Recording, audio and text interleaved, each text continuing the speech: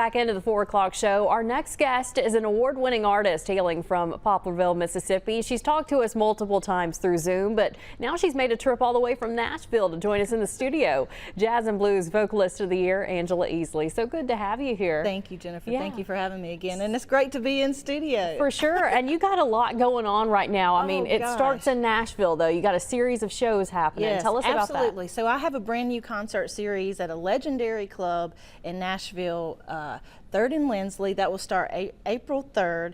I'm hosting, and it's multiple artists, multiple genres. It's going to be a series that runs all year, so come see us. And we have a lot of other great stuff going on too. Yeah, and just last year you did a lot of work, and you were actually named the 2024 Female Vocalist of the Year, right? Yes, what an honor that was. When I was 13 years old, I made my debut on the Grand Ole Opry stage for a big talent show.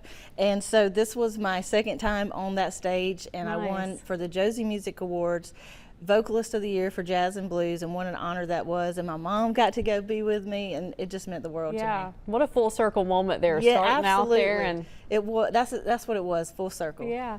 So we got a few pictures up right now of you winning that award. I mean, it started for you when you were a teenager. I'm sure you loved to sing as a child, though. I started performing at 8 years old. Oh, wow. And I recorded my first album at 13 years old. Wow. Yeah, what an honor. And talk about, too, how'd you get started with your genre, blues? Yeah, well, actually my #1 blues album, Rise, charted in blues, rock, and country.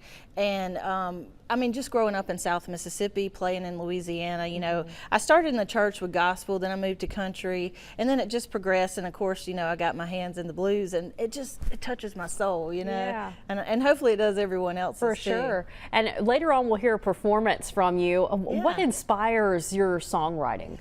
Life, everything in my heart, and just life. You know, there's so much to go around. And also, I wanted to tell you too. So I have my own record label, Class A Records and Class A Productions, and I produce other artists as well. Okay, great. And I mean, you got a lot going on. I don't know how you keep up with it all. The series of shows in Nashville, though, is your next big thing. Do you have any idea of what's coming after that? Well, I'm getting ready. I'm booking, you know, shows for festivals and all that stuff. It's about to kick off festival season here in the spring and summer, so I'll be out on the road, you know, touring festivals. Also, I'm getting ready to record a new album here soon this year. It's that time again, and just always working, writing. I have 2 radio shows. I host Angela Easley's Rock and Blues Roots Review on Radio Free Nashville. Shout out to them.